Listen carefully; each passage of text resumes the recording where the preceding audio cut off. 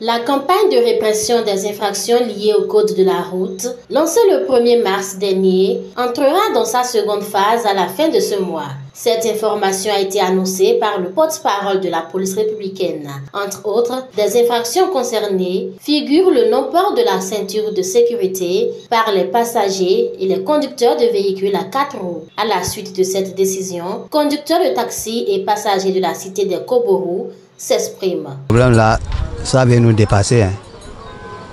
Ce que le gouvernement vient amener là, ça vient nous dépasser trop quoi.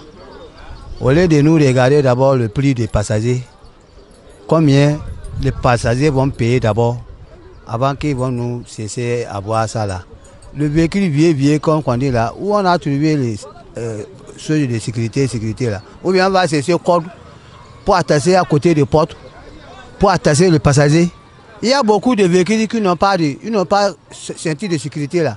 Donc on va cesser code pour attacher les portes avec les passagers ensemble. Bon, pour le moment, on fait le problème de ceinture de sécurité là. Nous avons combien de ceintures de sécurité dans nos voitures? Mais nos voitures ne sont pas des personnels, c'est des taxis. Et nous avons l'habitude de prendre au moins 6 personnes dans nos voitures. Mais le gouvernement avait décidé à chaque chauffeur de faire les TVM. Nous avons fait les TVM, les assurances des visites techniques. Aujourd'hui, on dit qu'à partir de mois d'avril, ou bien à partir de la fin de ce mois, on va commencer encore le port de ceinture de sécurité dans tous les véhicules, y compris le chauffeur et les passagers qui sont à bord de ces véhicules. Est-ce que le gouvernement se rend compte aussi de savoir quel type de véhicule ces gens-là sont en train de faire taxi avec? C'est de cela qu'il s'agit au moins.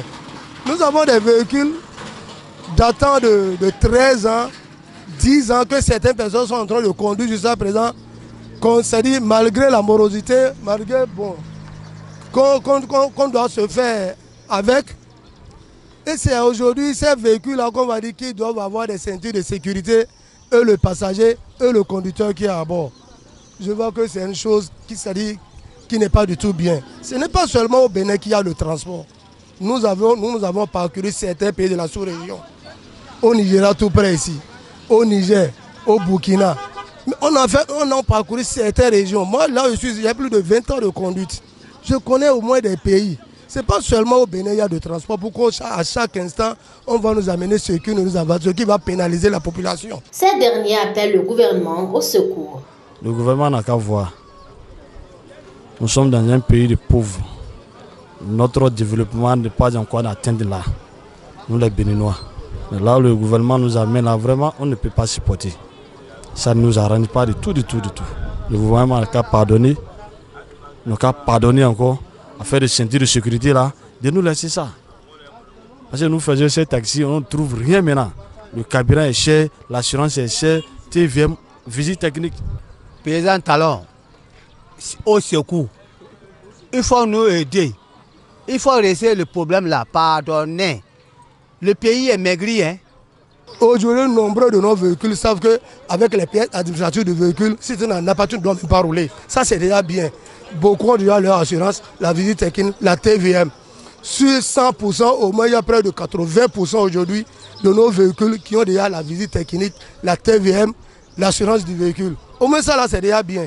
Les surcharges, les hauts gabarits aussi, les gens sont réglementés par rapport à ça et les gens roulent paisiblement.